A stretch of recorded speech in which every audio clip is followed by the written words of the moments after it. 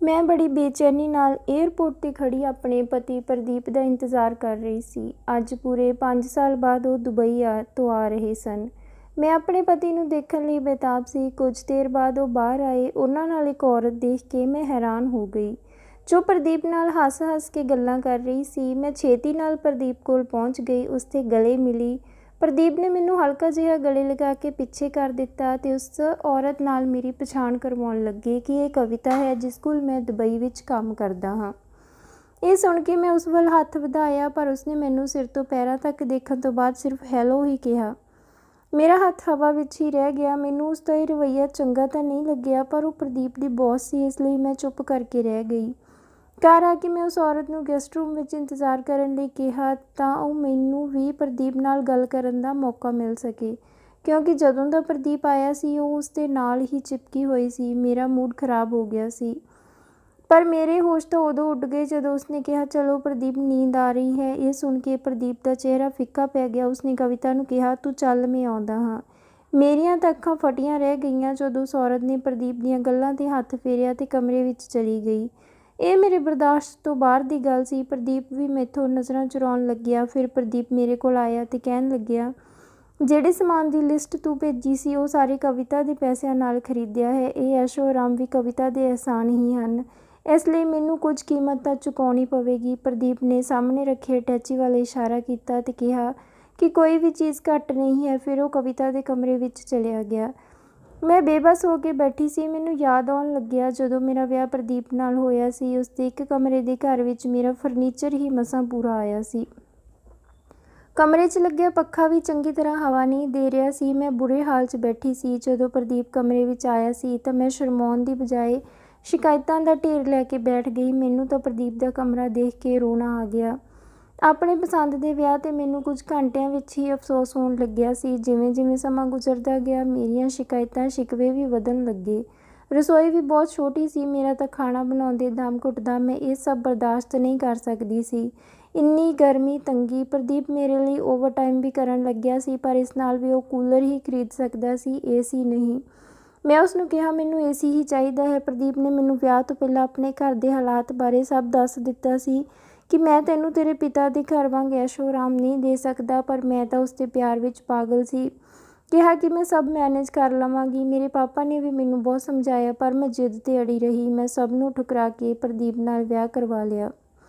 ਪਰ ਹੁਣ ਮੈਨੂੰ ਇਸ ਪਿਆਰ ਤੋਂ ਉਲਝਣ ਹੋਣ ਲੱਗੀ ਸੀ। ਮੈਂ 1 ਮਹੀਨਾ ਬੜੀ ਮੁਸ਼ਕਿਲ ਨਾਲ ਕੱਢਿਆ। ਪ੍ਰਦੀਪ ਮੇਰੇ ਲਈ ਕੂਲਰ ਲੈ ਆਇਆ, ਪਰ ਮੈਂ ਤਾਂ ਏਸੀ ਦੇ ਇੰਤਜ਼ਾਰ ਵਿੱਚ ਸੀ। ਪਰ ਮੇਰੇ ਹੋਸ਼ ਉਸ ਸਮੇਂ ਉੱਡ ਗਏ ਜਦੋਂ ਮੈਂ ਅਗਲੇ ਮਹੀਨੇ ਪ੍ਰੈਗਨੈਂਟ ਹੋ ਗਈ। ਮੇਰਾ ਤਾਂ ਰੋ ਰੋ ਕੇ ਬੁਰਾ ਹਾਲ ਸੀ। ਜੇ ਮੈਂ ਬੱਚਾ ਪੈਦਾ ਕਰਦੀ ਤਾਂ ਸਾਰਾ ਖਰਚਾ ਤਾਂ ਬੱਚੇ ਦੀਆਂ ਜ਼ਰੂਰਤਾਂ 'ਤੇ ਹੋ ਜਾਇਆ ਕਰੇਗਾ, ਜੋ ਮੈਨੂੰ ਮਨਜ਼ੂਰ ਨਹੀਂ ਸੀ। ਮੈਂ ਪ੍ਰਦੀਪ ਨੂੰ ਕਿਹਾ, ਮੈਨੂੰ ਬੱਚਾ ਨਹੀਂ ਚਾਹੀਦਾ। ਉਹ ਹੈਰਾਨ ਹੁੰਦੇ ਹੋਏ ਕਹਿਣ ਲੱਗਿਆ, ਇਸ ਦਾ ਕੀ ਮਤਲਬ ਹੈ? ਮੈਂ ਕਿਹਾ, ਮੈਂ ਅਬੋਰਸ਼ਨ ਕਰਵਾਉਣਾ ਹੈ। ਪ੍ਰਦੀਪ ਨੇ ਪਹਿਲੀ ਵਾਰ ਮੇਰੇ ਨਾਲ ਗੁੱਸੇ ਵਿੱਚ ਗੱਲ ਕੀਤੀ।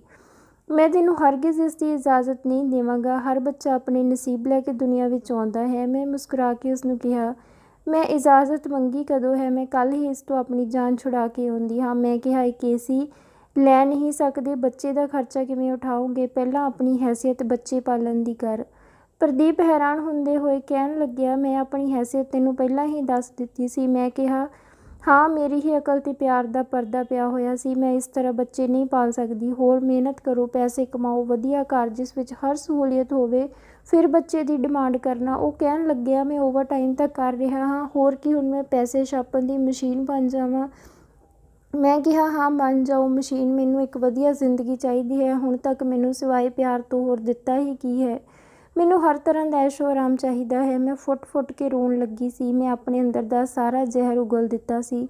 ਪਰ ਪ੍ਰਦੀਪ ਇੱਕਦਮ ਚੁੱਪ ਸੀ। ਉਸਨੇ ਇੱਕ ਲਫ਼ਜ਼ ਤੱਕ ਨਹੀਂ ਬੋਲਿਆ। ਸਵੇਰੇ ਅੱਖ ਖੁੱਲ੍ਹੀ ਤਾਂ ਪ੍ਰਦੀਪ ਘਰ ਨਹੀਂ ਸੀ। ਰਾਤ ਨੂੰ ਆਇਆ ਤਾਂ ਮੇਰੇ ਲਈ ਇੱਕ ਖੁਸ਼ਖਬਰੀ ਲੈ ਕੇ ਆਇਆ, ਜਿਸ ਨੂੰ ਸੁਣ ਕੇ ਮੈਂ ਤਾਂ ਬਹੁਤ ਖੁਸ਼ ਹੋ ਗਈ। ਉਸਨੇ ਆਪਣੇ ਦੋਸਤ ਨਾਲ ਗੱਲ ਕੀਤੀ, ਜੋ ਉਸਨੂੰ ਦੁਬਈ ਬੁਲਾਉਣ ਲਈ ਤਿਆਰ ਸੀ, ਪਰ ਉਹ 5 ਸਾਲ ਵਾਪਸ ਨਹੀਂ ਆਵੇਗਾ। ਉਹ ਕਹਿਣ ਲੱਗਿਆ, ਮੈਂ 5 ਸਾਲਾਂ ਵਿੱਚ ਇੰਨਾ ਪੈਸਾ ਕਮਾ ਲਵਾਂਗਾ ਕਿ ਤੇਰੀਆਂ ਸਾਰੀਆਂ ਇੱਛਾਵਾਂ ਪੂਰੀਆਂ ਹੋ ਜਾਣਗੀਆਂ, ਪਰ ਮੈਂ ਤੇਰੇ ਕੋਲ ਨਹੀਂ ਰਹਾਂਗਾ।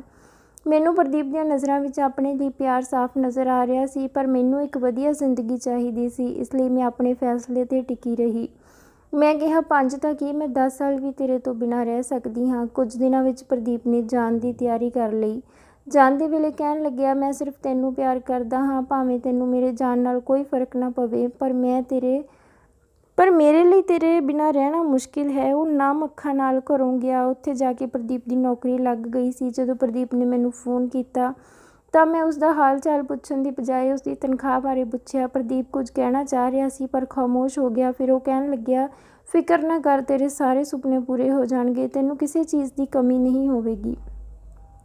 ਇੰਨਾ ਕਹਿ ਕੇ ਪ੍ਰਦੀਪ ਨੇ ਫ਼ੋਨ ਕੱਟ ਦਿੱਤਾ। ਮੈਂ ਤਾਂ ਬਹੁਤ ਖੁਸ਼ ਸੀ। 1 ਮਹੀਨੇ ਬਾਅਦ ਪ੍ਰਦੀਪ ਨੇ ਮੈਨੂੰ ਬਹੁਤ ਸਾਰੇ ਪੈਸੇ ਭੇਜ ਦਿੱਤੇ। ਮੈਂ ਆਪਣੀ ਜ਼ਰੂਰਤ ਦਾ ਸਾਰਾ ਸਮਾਨ ਖਰੀਦ ਲਿਆ।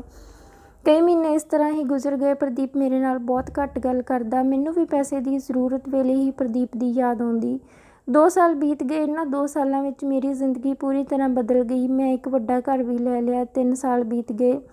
ਹੁਣ ਮੈਨੂੰ ਇਹ ਘਰ ਥੋੜ੍ਹਾ ਅਜੀਬ ਲੱਗਣ ਲੱਗਿਆ ਸੀ। ਪ੍ਰਦੀਪ ਵੀ ਨਹੀਂ ਸੀ ਤੇ ਕੋਈ ਔਲਾਦ ਵੀ ਨਹੀਂ ਸੀ। ਜੇ ਮੈਂ ਆਪਣੇ ਬੱਚੇ ਨਾਲ ਗਲਤ ਨਾ ਕਰਦੀ ਤਾਂ ਸ਼ਾਇਦ ਅੱਜ ਇਕੱਲੀ ਨਾ ਹੁੰਦੀ। ਪ੍ਰਦੀਪ ਮੇਰੇ ਨਾਲ ਬਹੁਤ ਘੱਟ ਗੱਲ ਕਰਦਾ। ਮੈਂ ਉਸਨੂੰ ਪੁੱਛਿਆ ਕਿ ਕਦੋਂ ਮਿਲਣ ਆਉਣਾ ਹੈ ਤਾਂ ਉਹ ਕਹਿ ਦਿੰਦਾ ਕਿ ਜੇ ਮੈਂ ਇੱਥੇ ਆ ਗਿਆ ਤਾਂ ਬੜਾ ਨੁਕਸਾਨ ਹੋ ਜਾਵੇਗਾ। ਹੁਣ ਮੈਨੂੰ ਘਰ ਖਾਣ ਨੂੰ ਆਉਂਦਾ। ਮੇਰੀਆਂ ਬਹੁਤ ਮਿੰਨਤਾਂ ਤੋਂ ਬਾਅਦ ਪ੍ਰਦੀਪ ਵਾਪਸ ਆਉਣ ਲਈ ਤਿਆਰ ਹੋ ਗਿਆ ਅਤੇ 5 ਸਾਲ ਬਾਅਦ ਵਾਪਸ ਆ ਗਿਆ ਸੀ। ਮੇਰਾ ਪਤੀ ਤੇ ਕਵਿਤਾ ਕਮਰੇ ਵਿੱਚ ਬੰਦ ਸਨ। ਮੈਂ ਇੱਕ ਠੰਡਾ ਸਾਹ ਲਿਆ ਤੇ ਆਪਣੇ ਕਮਰੇ ਵਿੱਚ ਚਲੀ ਗਈ ਜਿੱਥੇ ਮੈਂ ਪ੍ਰਦੀਪ ਦੀ ਪਸੰਦ ਦੇ ਫੁੱਲ ਰੱਖੇ ਹੋਏ ਸਨ। ਉਹ ਵੀ ਹੁਣ ਮੇਰੀ ਤਰ੍ਹਾਂ ਮੁਰਝਾ ਚੁੱਕੇ ਸਨ। ਮੈਂ ਬੈੱਡ 'ਤੇ ਆ ਕੇ ਸੌਂ ਗਈ। ਮੈਂ ਸਵੇਰੇ ਉੱਠੀ ਤੇ ਸੋਚਿਆ ਕਿ ਪ੍ਰਦੀਪ ਦੀ ਪਸੰਦ ਦਾ ਖਾਣਾ ਬਣਾਉਂਦੀ ਹਾਂ, ਪਰ ਕਵਿਤਾ ਪਹਿਲਾਂ ਹੀ ਰਸੋਈ ਵਿੱਚ ਖਾਣਾ ਬਣਾ ਚੁੱਕੀ ਸੀ, ਉਹ ਵੀ ਪ੍ਰਦੀਪ ਦੀ ਪਸੰਦ ਦਾ। ਮੈਂ ਹੈਰਾਨ ਸੀ ਕਿ ਉਹ ਤਾਂ ਪ੍ਰਦੀਪ ਦੀ ਬੌਸ ਹੈ, ਉਸਦਾ ਦੁਬਈ ਵਿੱਚ ਬਿਜ਼ਨਸ ਹੈ। ਉਸ ਦੇ ਬਾਵਜੂਦ ਉਹ ਪ੍ਰਦੀਪ ਦੀ ਪਸੰਦ ਦਾ ਖਾਣਾ ਬਣਾ ਰਹੀ ਸੀ। ਮੈਨੂੰ ਚੰਗੀ ਤਰ੍ਹਾਂ ਯਾਦ ਸੀ, ਵਿਆਹ ਤੋਂ ਬਾਅਦ ਮੈਂ ਪਹਿਲੀ ਵਾਰ ਅੱਜ ਪ੍ਰਦੀਪ ਦੀ ਪਸੰਦ ਦਾ ਖਾਣਾ ਬਣਾਉਣ ਬਾਰੇ ਸੋਚਿਆ ਸੀ। ਉਹ ਪ੍ਰਦੀਪ ਦੇ ਨਾਲ ਬੈਠ ਕੇ ਹੀ ਖਾਣਾ ਖਾਣ ਲੱਗੀ। ਮੇਰੇ ਤਾਂ ਅੰਦਰ ਅੱਗ ਜਲ ਰਹੀ ਸੀ। ਮੈਂ ਆਪਣੇ ਕਮਰੇ ਵਿੱਚ ਆ ਗਈ ਤੇ ਰੋਣ ਲੱਗੀ। ਮੈਨੂੰ ਕਵਿਤਾ ਤੋਂ ਜਲਨ ਮਹਿਸੂਸ ਹੋਣ ਲੱਗੀ ਸੀ। ਕੁਝ ਸਮੇਂ ਬਾਅਦ ਪ੍ਰਦੀਪ ਕਮਰੇ ਵਿੱਚ ਆਇਆ ਤੇ ਪੁੱਛਣ ਲੱਗਿਆ ਕਿ ਕੀ ਹੋਇਆ।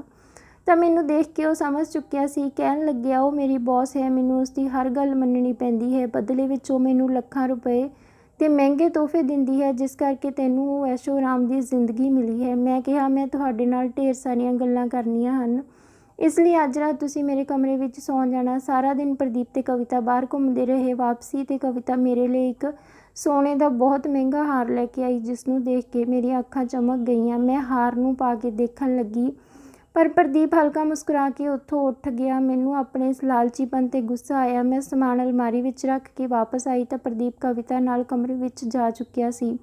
ਮੈਨੂੰ ਗੁੱਸਾ ਆਇਆ। ਮੈਂ ਵਾਰ-ਵਾਰ ਦਰਵਾਜ਼ਾ ਖੜਕਾਇਆ ਤਾਂ ਕਵਿਤਾ ਬਾਹਰ ਆਈ। ਉਸਨੇ ਮੇਰੇ ਵੱਲ ਦੇਖਿਆ ਤੇ ਮੇਰੇ ਹੱਥ 'ਤੇ ਬਹੁਤ ਸਾਰੇ ਪੈਸੇ ਰੱਖ ਦਿੱਤੇ ਤੇ ਕਿਹਾ ਕਿ ਹੁਣ ਤੰਗ ਨਾ ਕਰਨਾ। ਉਸਨੇ ਮੇਰੇ ਮੂੰਹ 'ਤੇ ਹੀ ਦਰਵਾਜ਼ਾ ਬੰਦ ਕਰ ਦਿੱਤਾ। ਪੈਸੇ ਦੇਖ ਕੇ ਤਾਂ ਹਰ ਸ਼ੈ ਬੇਗਾਨੀ ਹੋ ਜਾਂਦੀ ਹੈ। ਮੈਂ ਪੈਸੇ ਲੈ ਕੇ ਆਪਣੇ ਕਮਰੇ ਵਿੱਚ ਆ ਗਈ। ਪੈਸਿਆਂ ਦੀ ਖੁਸ਼ਬੂ ਤਾਂ ਮੈਨੂੰ ਦੁਨੀਆ ਦੀ ਹਰ ਖੁਸ਼ਬੂ ਤੋਂ ਚੰਗੀ ਲੱਗਦੀ ਸੀ। 1 ਹਫ਼ਤਾ ਇਸ ਤਰ੍ਹਾਂ ਹੀ ਲੰਘ ਗਿਆ। ਮੈਂ ਬੱਚਿਆਂ ਦੀ ਤਰ੍ਹਾਂ ਪ੍ਰਦੀਪ ਦੇ ਪਿੱਛੇ ਰਹਿੰਦੀ, ਪਰ ਕਵਿਤਾ ਹਰ ਵਾਰ ਆ ਜਾਂਦੀ ਤੇ ਉਸਨੂੰ ਮੈਥੋਂ ਦੂਰ ਲੈ ਜਾਂਦੀ। ਮੈਂ ਪ੍ਰਦੀਪ ਦੇ ਮੂੰਹੋਂ ਪਿਆਰ ਦੇ 2 ਬੋਲ ਸੁਣਨ ਲਈ ਤਰਸ ਗਈ ਸੀ। ਕਵਿਤਾ ਮੈਨੂੰ ਹਰ ਰੋਜ਼ ਪੈਸੇ ਦਿੰਦੀ ਤੇ ਮੈਂ ਚੁੱਪ ਹੋ ਜਾਂਦੀ, ਪਰ ਅੱਜ ਤਾਂ ਮੇਰੇ ਪੈਰਾਂ ਥੱਲੇ ਜ਼ਮੀਨ ਹੀ ਖਿਸਕ ਗਈ ਜਦੋਂ ਪ੍ਰਦੀਪ ਨੇ ਕਿਹਾ ਅੱਜ ਰਾਤ ਦੀ ਫਲਾਈਟ ਤੋਂ ਉਹ ਵਾਪਸ ਜਾ ਰਿਹਾ ਹੈ ਤੇ ਹੁਣ ਸ਼ਾਇਦ ਦੁਬਾਰਾ ਕਦੇ ਨਾ ਆਵੇ, ਪਰ ਪੈਸੇ ਹਰ ਮਹੀਨੇ ਭੇਜਦਾ ਰਹਾਂਗਾ। ਪ੍ਰਦੀਪ ਦੇ ਇਹ ਬੋਲ ਸੁਣ ਕੇ ਮੈਂ ਸੁੰਨ ਹੋ ਚੁੱਕੀ ਸੀ। ਮੈਂ ਕੁਝ ਦੇਰ ਕੁਝ ਬੋਲ ਨਾ ਸਕੀ ਕਿ ਭਲਾ ਉਹ ਮੈਨੂੰ ਛੱਡ ਕੇ ਕਿਵੇਂ ਜਾ ਸਕਦਾ ਹੈ। ਮੈਂ ਉਸਨੂੰ ਕਿਹਾ ਕਿ ਤੂੰ ਮੈਨੂੰ ਹਮੇਸ਼ਾ ਲਈ ਛੱਡ ਕੇ ਕਿਵੇਂ ਜਾ ਸਕਦਾ ਹੈ, ਮੈਂ ਤੇਰੇ ਬਿਨਾਂ ਨਹੀਂ ਰਹਿ ਸਕਦੀ। ਇਹਨਾਂ 5 ਸਾਲਾਂ ਵਿੱਚ ਮੈਨੂੰ ਅਹਿਸਾਸ ਹੋ ਗਿਆ ਕਿ ਇਨਸਾਨ ਪੈਸੇ ਤੇ ਐਸ਼ੋ ਆਰਾਮ ਤੋਂ ਬਿਨਾਂ ਗੁਜ਼ਾਰਾ ਕਰ ਸਕਦਾ ਹੈ, ਪਰ ਹਮਸਫ਼ਰ ਤੋਂ ਬਿਨਾਂ ਨਹੀਂ। ਮੈਂ ਪ੍ਰਦੀਪ ਦੀਆਂ ਮਿੰਨਤਾਂ ਕਰ ਰਹੀ ਸੀ ਕਿ ਇਹ ਨੌਕਰੀ ਛੱਡ ਦੇ। ਪ੍ਰਦੀਪ ਕਹਿਣ ਲੱਗਿਆ, ਇਹ ਸਭ ਤੈਨੂੰ ਉਸ ਸਮੇਂ ਸੋਚਣਾ ਚਾਹੀਦਾ ਸੀ ਜਦੋਂ 5 ਸਾਲ ਪਹਿਲਾਂ ਮੈਂ ਰੋਂਦਾ ਹੋਇਆ ਤੇਰੇ ਕੋਲੋਂ ਦੂਰ ਜਾ ਰਿਹਾ ਸੀ।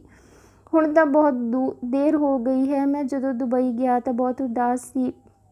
ਜਦੋਂ ਮੈਂ ਕਵਿਤਾ ਕੋਲ ਨੌਕਰੀ ਲਈ ਗਿਆ ਤਾਂ ਉਸਨੇ ਮੇਰੀ ਬੇਬਸੀ ਤੇ ਉਦਾਸੀ ਨੂੰ ਸਮਝ ਲਿਆ ਕਿ ਮੈਂ ਕਿਸ ਤਰ੍ਹਾਂ ਬਿਖਰ ਚੁੱਕਾ ਹਾਂ। ਮੈਂ ਉਸਨੂੰ ਸਭ ਕੁਝ ਸੱਚ ਦੱਸ ਦਿੱਤਾ। ਉਹ ਵੀ ਮੇਰੀ ਤਰ੍ਹਾਂ ਆਪਣਿਆਂ ਦੀ ਠੁਕਰਾਈ ਹੋਈ ਸੀ। ਉਸ ਕੋਲ ਐਸ਼ੋ ਆਰਾਮ ਤਾਂ ਸੀ, ਪਰ ਕੋਈ ਪਿਆਰ ਕਰਨ ਵਾਲਾ ਨਹੀਂ ਸੀ। ਜਦੋਂ ਤੱਕ ਤੈਨੂੰ ਹਰ ਕੀਮਤ 'ਤੇ ਐਸ਼ੋ ਆਰਾਮ ਚਾਹੀਦਾ ਸੀ, ਚਾਹੇ ਦਾਅ 'ਤੇ ਪਤੀ ਦਾ ਪਿਆਰ ਹੀ ਕਿਉਂ ਨਾ ਲਾਉਣਾ ਪਵੇ। ਕਵਿਤਾ ਨੇ ਮੈਨੂੰ ਆਪਣੇ ਨਾਲ ਰੱਖਿਆ। ਉਸਨੂੰ ਸਿਰਫ ਮੇਰਾ ਪਿਆਰ ਚਾਹੀਦਾ ਸੀ। ਬਦਲੇ ਵਿੱਚ ਉਸਨੇ ਤੈਨੂੰ ਹਰ ਐਸ਼ੋ ਆਰਾਮ ਦੇਣ ਦੀ ਜ਼ਿੰਮੇਵਾਰੀ ਲੈ ਲਈ। ਸੌਦਾ ਤਾਂ ਹੋ ਗਿਆ, ਤੂੰ ਮੈਨੂੰ ਗਵਾ ਕੇ ਸਭ ਹਾਸਿਲ ਕਰ ਲਿਆ। ਪ੍ਰਦੀਪ ਦੀਆਂ ਅੱਖਾਂ ਵਿੱਚ ਹੰਝੂ ਸਨ, ਪਰ ਬੁੱਲ੍ਹਾਂ 'ਤੇ ਮੁਸਕਰਾਹਟ ਸੀ। ਮੈਂ ਕੁਝ ਬੋਲਣਾ ਚਾਹੁੰਦੀ ਸੀ, ਪਰ ਸਮਝ ਨਹੀਂ ਆ ਰਿਹਾ ਸੀ। ਫਿਰ ਕਵਿਤਾ ਕਮਰੇ ਵਿੱਚੋਂ ਬਾਹਰ ਆ ਗਈ। ਉਹ ਪ੍ਰਦੀਪ ਤੇ ਆਪਣਾ ਸਮਾਨ ਲੈ ਆਈ ਸੀ। ਮੇਰੇ ਅੰਦਰ ਦਰਦ ਭਰੀ ਚੁਭਣ ਦੌੜ ਗਈ। ਪ੍ਰਦੀਪ ਆਪਣਾ ਦਰਦ ਛੁਪਾਏ ਕਵਿਤਾ ਨਾਲ ਮੁਸਕਰਾਉਂਦੇ ਹੋਏ ਹਮੇਸ਼ਾ ਲਈ ਮੈਨੂੰ ਪਛਤਾਵੇ ਅਤੇ ਪਲ ਪਲ ਮਰਨ ਲਈ ਛੱਡ ਕੇ ਜਾ ਚੁੱਕਿਆ ਸੀ। ਮੈਂ ਐਸ਼ੋ ਆਰਾਮ ਪਾਉਣ ਵਾਸਤੇ ਆਪਣੇ ਪਤੀ ਦਾ ਬੇਸ਼ਕੀਮਤੀ ਪਿਆਰ ਗਵਾ ਲਿਆ ਸੀ। ਮੈਂ ਅੰਤ ਵਿੱਚ ਇਹੀ ਕਹਿਣਾ ਚਾਹਾਂਗੀ ਕਿ ਪੈਸਾ ਐਸ਼ੋ ਆਰਾਮ ਵੀ ਤਾਂ ਹੀ ਚੰਗਾ ਲੱਗਦਾ ਹੈ ਜੇ ਕੋਈ ਜ਼ਿੰਦਗੀ ਵਿੱਚ ਪਿਆਰ ਕਰਨ ਵਾਲਾ ਹੋਵੇ। ਕਦੇ ਵੀ ਪੈਸੇ ਖਾਤਰ ਕਿਸੇ ਦਾ ਪਿਆਰ ਅਣਦੇਖਾ ਨਾ ਕਰੋ। ਸਬਰ ਰੱਖੀਏ ਤਾਂ ਸਭ ਠੀਕ ਹੋ ਜਾਂਦਾ ਹੈ। ਹੁਣ ਮੈਂ ਵੀ ਪਛਤਾ ਰਹੀ ਹਾਂ ਕਿ ਕਾਸ਼ ਕਿਤੇ ਮੈਂ ਪ੍ਰਦੀਪ ਦੇ ਪਿਆਰ ਨੂੰ। ਤਾਂ ਦੋਸਤੋ, ਇਹ ਸੀ ਅੱਜ ਦੀ ਕਹਾਣੀ। ਉਮੀਦ ਕਰਦੇ ਹਾਂ ਤੁਹਾਨੂੰ ਪਸੰਦ ਆਈ ਹੋਵੇਗੀ।